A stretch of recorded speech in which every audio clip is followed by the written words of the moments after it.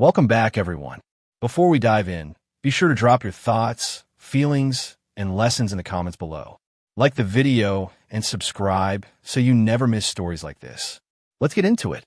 The cruel thing my wife did was invite me to dinner with her parents like it was a peace offering, then try to trap me into signing paperwork that would ruin me financially and let her family paint me as unstable, while she watched me drown and never once showed remorse. Here's how it happened. My name is Khalil Varnado. I'm a black man who used to believe that if you stayed consistent, people eventually met you in the middle. I believed in showing up, paying what I owed, keeping my word, and speaking carefully when emotions got loud. I learned too late that consistency makes you easy to predict. It gives the wrong people a schedule to exploit. Serena Motley, my wife, used to call me steady like it was a compliment. Toward the end, she said it like an insult. We lived in a quiet pocket of Indianapolis where the streets looked harmless and the neighbors nodded without ever asking real questions. I worked in operations for a regional supply company, a job built on inventory counts, vendor timelines, and fixing problems before they turned into disasters. It made me good at staying calm in chaos. It also made me slow to accept that chaos could be personal. I thought marriage had rules like my job did. Respect the contract, do the work, tell the truth. Serena didn't see it that way anymore. Serena and I met at a charity mixer in downtown Indianapolis years ago, the kind of event with polite laughter and glasses that never went empty. She wore a cream blazer and a smile that seemed practiced but warm enough to feel real. She asked questions like she actually cared about the answers. She told me she admired men who were reliable. When you grow up watching people disappear, reliability feels like love. I married her because I believed her admiration was sincere, not strategic. Her parents, Meridell and Hollis Motley, never liked me. They didn't say it directly at first. They did it through small cuts. Hollis forgetting my name, calling me Kendall or Khaled, then acting like I was too sensitive for noticing. Meridell complimenting Serena for leveling up, and then looking at me like I was temporary furniture. I told myself they would soften once they saw I wasn't going anywhere. I didn't realize that was the part they hated most. Their dislike became sharper after Serena and I bought our house. It was nothing grand, just a clean place with a small backyard and a porch that caught late afternoon sun. I was proud of it. Serena posted pictures like she was proud too, but her parents started talking about property like it was a weapon. Hollis would say things like, "These days, you have to protect assets," while staring straight at me. Meridell would add, "Especially when people marry for comfort." Serena would laugh lightly, like it was all harmless. The first time Serena humiliated me in public, it happened at a friend's birthday dinner in Fishers. Someone asked how we divided bills. Serena leaned back and said, "Khalil likes to feel needed. He gets weird if I take too much control." People laughed because it sounded like a playful jab. I laughed too, because I didn't want to be the man who ruined the mood. But on the drive home, I asked her why she said it like that. She shrugged and told me I needed thicker skin. After that, she started rewriting our story while I was still living in it. If I asked for clarity, she called it insecurity. If I want to talk about feelings, she called it drama. If I pointed out something that didn't add up, she told me I was imagining things. It wasn't screaming or obvious cruelty. It was a slow grind of being treated like my reality was optional. And because I loved her, I kept trying to earn basic respect like a man paying interest on a debt he never took out. Serena also started spending differently. Not wildly at first, just more business expenses, more subscriptions, more sudden charges I didn't recognize. When I asked, she'd say she was building something for us that I should be proud. She talked about a side business with an excited brightness that made me want to support her.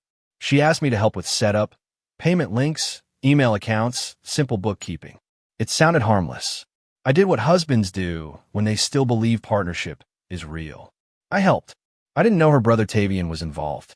Tavian was the kind of man who always had a new plan, always spoke in half-finished sentences like the details were too advanced for anyone else. He drifted between jobs and blamed every employer for not appreciating his value. When Serena talked about her business, Tavian started showing up more. He'd sit at our kitchen counter and grin at Serena like they shared a private joke. Sometimes I walked into the room and their conversation would pause, then restart in a different direction. The tension hit a new level the month Serena suggested we attend family dinner at her parents' house in Carmel. She framed it like a reset. She said Meridel had been asking about me, that Hollis wanted to clear the air. Serena spoke softly, touching my arm like she remembered tenderness. I wanted to believe it. I wanted that relief so badly that I ignored the way her eyes stayed detached, like she was acting from a script she didn't write but still intended to follow. On the day of the dinner, Serena got unusually dressed up. Not just nice, careful. A structured dress, earrings that caught light, hair done with the kind of precision she used for job interviews. She looked like she was going somewhere important. When I told her she looked beautiful, she said thanks without looking up from her phone. Her nails clicked against the screen. She smiled at something. It wasn't for me. We drove north to Carmel under a sky that looked bruised with winter. Serena played music low, but the car felt silent anyway. At a stoplight, she checked her phone again and again. I asked if everything was okay. She said she was just coordinating something with her mother. Then she added, "Please don't make tonight harder than it has to be." The way she said it made me feel like I was already guilty of something. I swallowed my response and focused on the road. Meridel opened the door with a smile that didn't reach her eyes. Their house was immaculate in the way some homes are when they're designed to impress strangers, not comfort family. Everything smelled like lemon cleaner and expensive candles. Hollis shook my hand with a grip that tried to prove something. Tavian was already there, leaning against the kitchen island, wearing a watch that looked too new for a man who was always between opportunities. He nodded at me like we were co-workers, not relatives. Dinner started politely. Meridel asked about my job, then redirected every answer into a critique. Operations is stressful. Men get burned out. Hollis asked about the mortgage and spoke about interest rates like he was testing me. Serena sat beside me, but angled her body slightly away, like we weren't a unit. Tavian smirked when Hollis made jokes about protecting the family name. I tried to keep my tone even. I tried to be respectful. I didn't realize respect was exactly what they were counting on. Halfway through the meal, my phone buzzed once in my pocket. I ignored it out of courtesy. Then it buzzed again. Serena's eyes flicked toward me, quick and sharp. Tavian's foot tapped under the table like he was impatient. Meridel stood and began clearing plates even though I was still eating. Hollis poured himself more water and asked, casually, "So, Khalil, have you ever considered what would happen if you and Serena didn't work out?" The question landed like a weight. My phone buzzed a third time. I excused myself and checked it under the table. The message came from an unknown number. "Leave now." 2 words in all caps. No greeting, no explanation. My chest tightened. I read it twice like the letters might rearrange into something harmless. The second I looked up, I noticed details I hadn't wanted to see. A manila folder near Hollis's chair, the way Serena's hand kept hovering toward her purse, the way Meridel kept glancing toward the front hallway like she was waiting for someone. Serena's phone lit up. She glanced at it and stood. "I'll be right back," she said too casually. Tavian stood at the same time. "I need air," he said. They walked toward the back door together. Hollis watched them leave with the calm of a man watching a plan proceed. Meridel smiled at me and said, "You know, marriage is about responsibility." Her voice was sweet, but the words felt like a trap closing. My heart was hammering. I tried to breathe quietly so no one would see panic. Serena and Tavian came back in less than a minute, like they'd rehearsed it. Serena sat and picked up her water glass. Her hands were steady, too steady. Hollis slid the manila folder onto the table like it was dessert. "We just want to make sure you understand the future," he said. Meridel leaned in, eyes bright. "It's standard. It's smart," she said. Serena finally looked at me and said, "Khalil, just read it. It's not a big deal." My throat went dry. I opened the folder and saw pages with headings, signatures, and language that looked like it came from a lawyer. Serena's name was already printed in multiple places. There were places for my signature. Words jumped out: separate property, waiver, spousal support, voluntary. Hollis tapped a pen against the table like he was timing me. Meridel said, "This protects everyone." Serena's face stayed neutral, like she was watching a business transaction. The text on my phone burned in my mind. Leave now? I didn't argue. I didn't accuse. I felt the old instinct to keep peace rise up, and for the first time I forced it down. I closed the folder gently. I can't sign anything tonight, I said. Hollis's smile tightened. Why not? He asked. Meridell's voice turned sharper. If you're a good husband, you shouldn't have a problem. Serena's eyes narrowed. Khalil, she said quietly, warning in her tone. Tavian leaned back, satisfied, like he'd been waiting for me to react. I stood, keeping my posture calm, even as my knees shook. I'm not feeling well, I said. Thank you for dinner. Meridell's smile returned in a flash, false and fast. Oh, don't be dramatic, she said. Hollis's gaze stayed fixed on me cold. Serena didn't stand with me. She didn't ask if I was okay. She didn't follow me to the door. She just watched, eyes flat, as if I was walking out of a store without buying anything. That lack of concern cut deeper than the folder. Outside, the air hit my face like a slap. I walked to my car as steadily as I could, aware that Tavian might follow, aware that they might laugh once the door closed behind me. My hands trembled so badly I dropped my keys once. When I got into the car, I locked the doors instantly like a reflex. I sat there breathing hard, staring at the warm light in their windows. I pictured them inside, calm, irritated, already deciding what story they would tell about my behavior.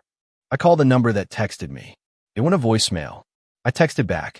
Who is this? My stomach churned.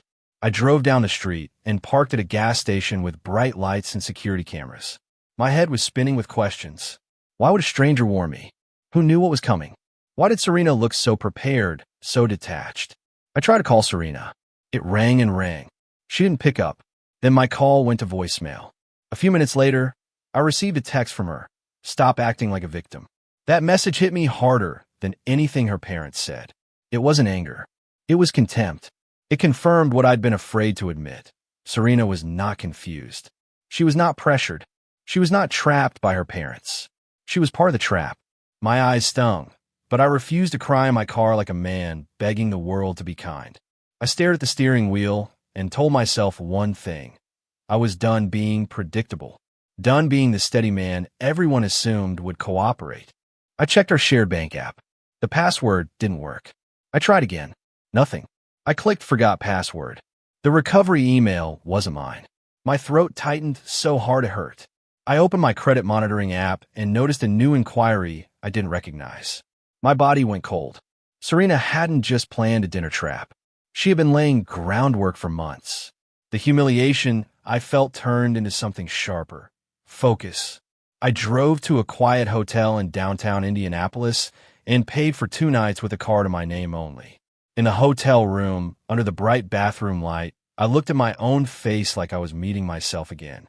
I looked tired, older than I should. I thought about all the times I'd swallowed discomfort to keep peace. All the moments I trusted Serena, because trusting your wife is what you're supposed to do. Then I remembered how her eyes didn't soften when I stood to leave. That image hardened something inside me. I sat on the bed, opened my laptop, and started documenting everything I could access without her passwords. The next morning, I went to my bank in person as soon as they opened. I brought my ID, my pay stubs, and that quiet determination that comes from being cornered. A banker helped me verify my individual accounts and freeze what I could. They flagged unusual transfers from a joint account, but because Serena was an owner, the bank couldn't simply hand control to me. Still, they could document concerns. They could advise steps. I froze my credit, placed fraud alerts, and requested records. It wasn't revenge. It was survival. Serena finally called around noon. Her voice was smooth, almost bored. Where did you go? She asked. I told her I was safe and that I wasn't signing anything without counsel. She laughed once, short and dry. Counsel, she repeated, like I was pretending to be important. Khalil, you're making this ugly. I told her it was already ugly. I asked her directly what the folder was. She didn't deny it. She said, it's what smart people do when someone can't be trusted. Then she hung up. I didn't call her back. I sat in that hotel room with the ache spreading through my chest and let myself acknowledge the truth. My marriage had become a negotiation where I was the only one still emotionally invested. When someone calls you untrustworthy while draining your resources, they're not afraid of your betrayal. They're afraid you'll notice theirs. That afternoon, I called a lawyer a coworker once mentioned, an older black woman named Tiffany Banks, known for being calm and unmovable. Her assistant gave me a next-day appointment. I met Tiffany in a modest office in Broad Ripple, not flashy, not designed to impress. She listened without interrupting, taking notes with a pen that moved steadily. I explained the dinner, the folder, the text, the locked accounts, Serena's contempt. Tiffany asked careful questions. Then she said, "You did the most important thing already. You didn't sign." She told me to stop communicating with Serena unless necessary and to do it in writing when possible. She also told me something that changed how I saw everything. This wasn't emotional. It was planned. Tiffany explained how families use pressure, social settings, stage concern, sudden paperwork, to make someone comply. She told me to request the full document Serena intended to present, and not through Serena, through attorneys. She also advised me to prepare for smear tactics, claims that I was controlling, unstable, financially reckless. Tiffany looked at me and said, "People like this don't need truth. They need a story. We're going to bring receipts." That word, receipts, felt like the first breath of air after months underwater. When Serena served me divorce papers 2 weeks later, she did it through a process server at my workplace. She didn't call. She didn't warn me. She let a stranger hand me an envelope in front of coworkers, like she wanted humiliation to be part of the experience. The filing claimed I was financially irresponsible and emotionally volatile. It requested control over certain assets and implied I might need to be supervised for decision-making. My stomach twisted as I read it. Serena had tried to turn my steadiness into a weakness and now wanted the court to see me as a threat. Hollis and Meridell submitted statements too, like they had been waiting their whole lives to testify against me. Their language was polished, confident. They described me as unpredictable, resentful, and fixated on control. Tavian's name appeared as a potential witness, which made my skin crawl. Serena still didn't contact me directly except for one text. "I hope you don't embarrass yourself in court."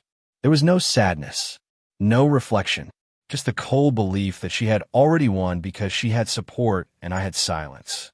Tiffany didn't flinch.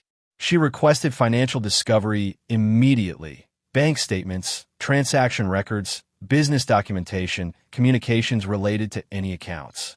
Serena's attorney responded with delays and partial information, like they assumed we would get tired.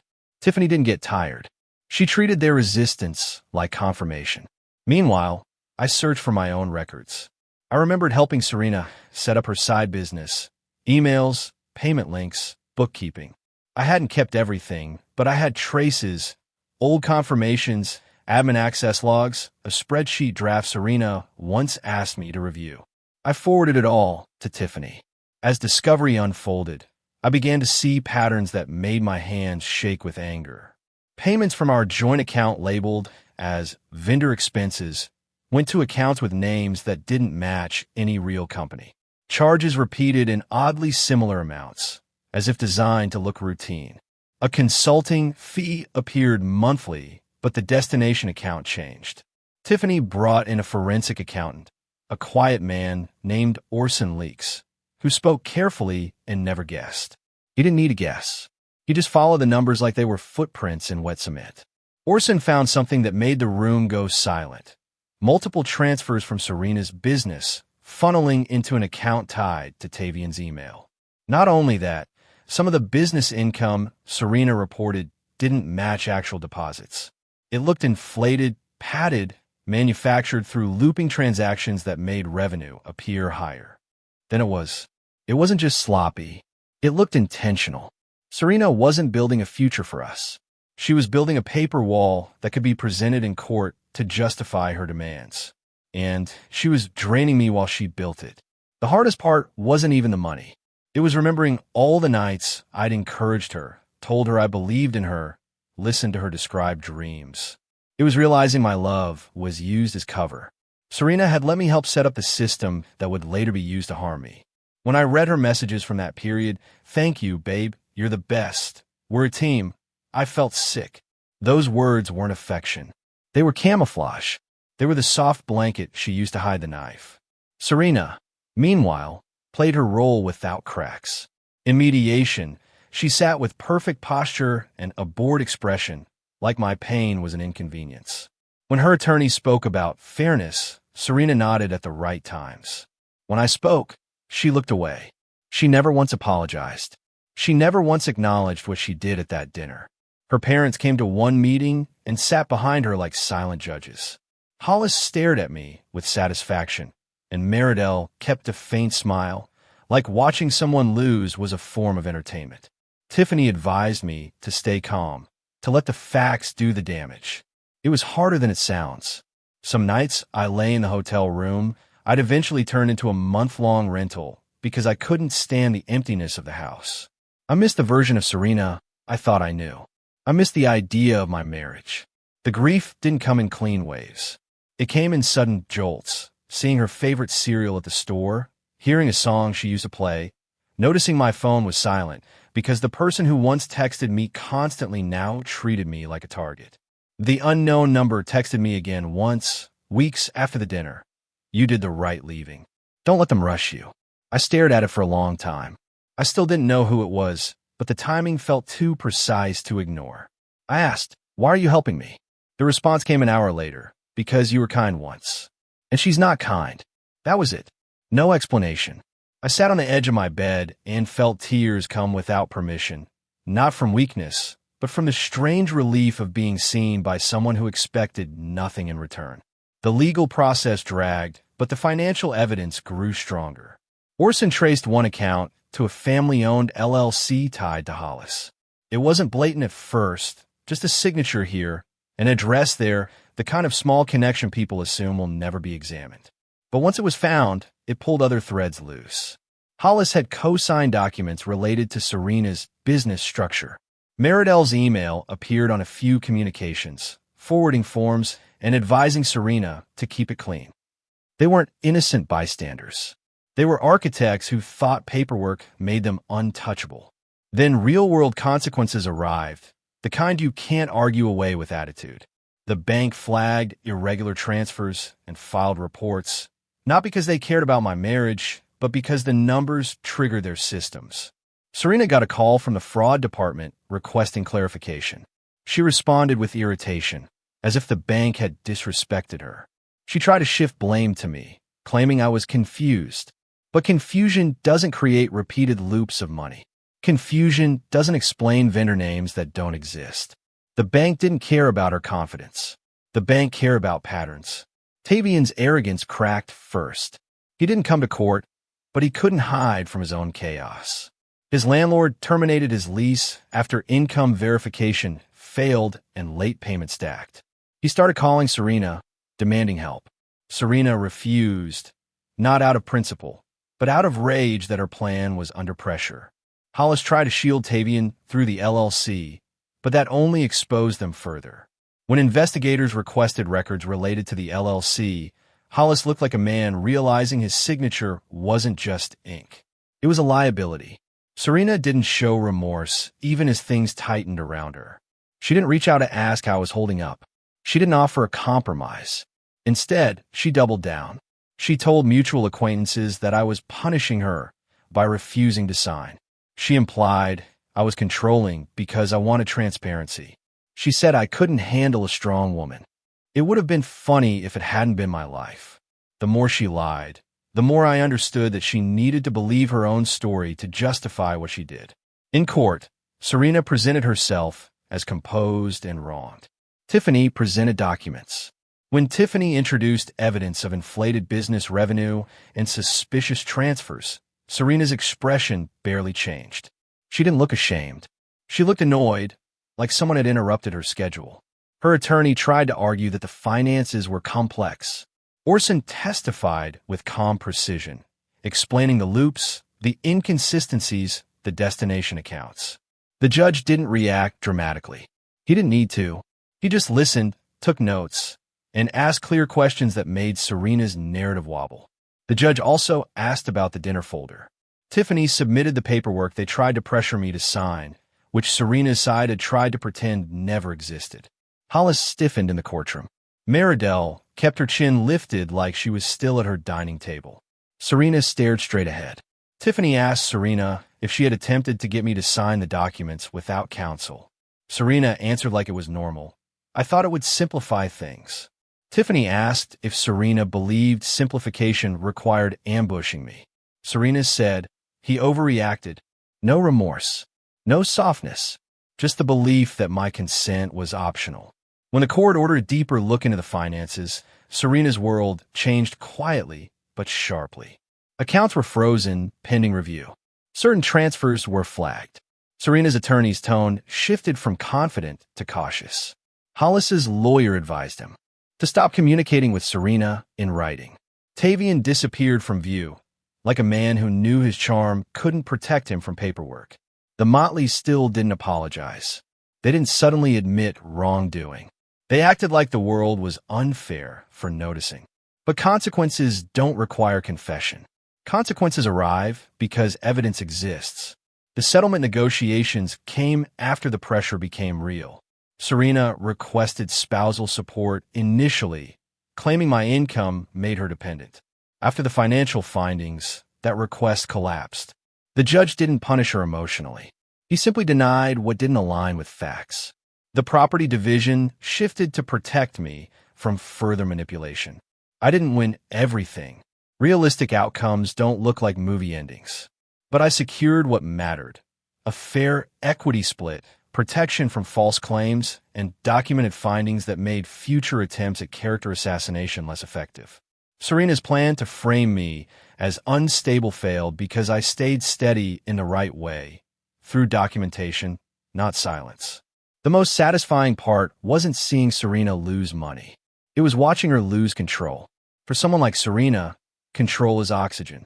The moment she couldn't dictate the narrative, she looked smaller, not remorseful, not humbled, just furious and trapped.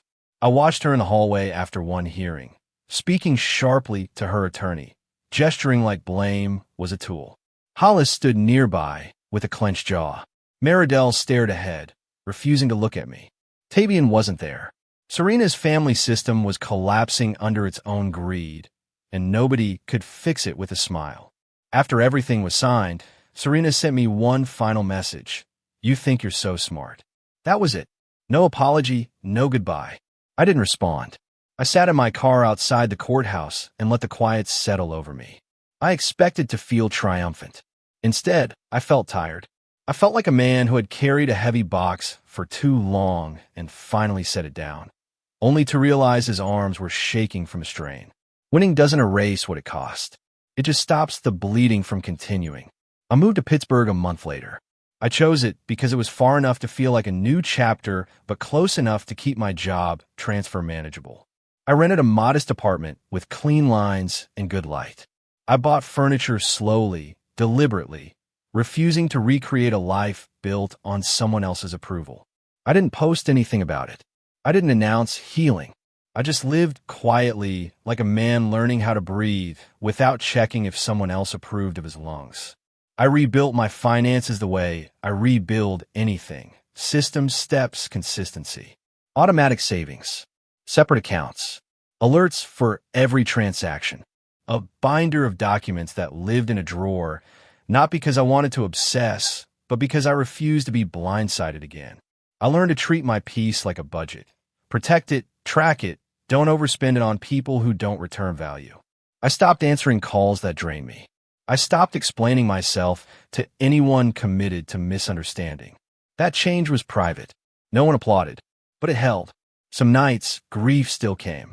I'd be washing dishes and suddenly remember Serena's laughter from early days, and it would hit like a bruise you forgot existed. I'd remember the way I used to reach for her hand in public and how she started pulling away. I'd remember the dinner table in Carmel and the folder sliding toward me.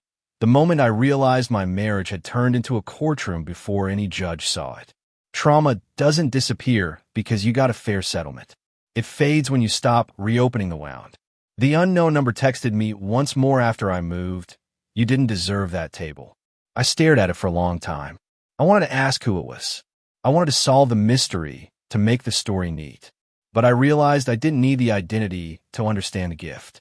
Someone warned me when they didn't have to.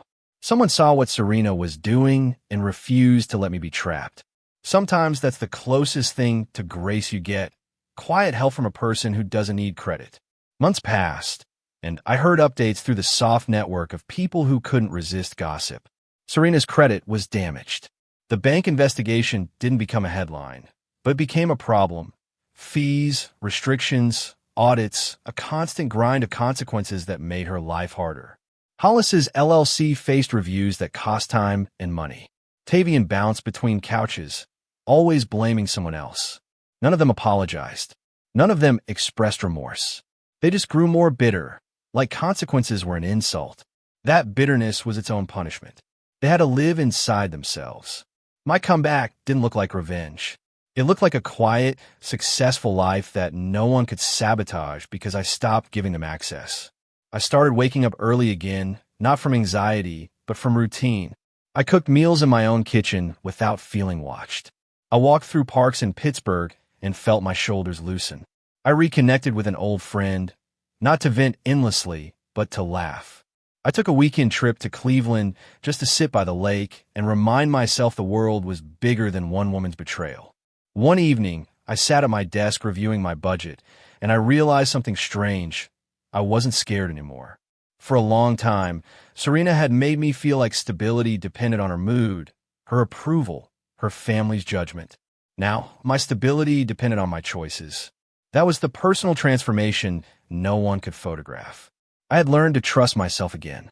I had learned that kindness without boundaries is a liability. I had learned that love should never require you to surrender your reality so someone else can rewrite it.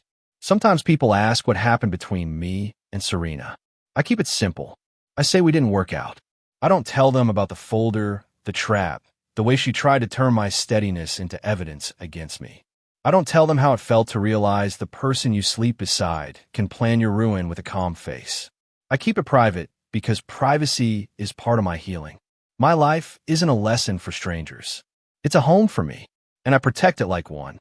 The last time I saw Serena was months after the divorce, by accident, at an airport in Chicago. She walked past me like I was a stranger. Her eyes didn't soften. Her posture stayed stiff, as if admitting pain would crack her image. Hollis and Meridell weren't with her. Tavian wasn't with her.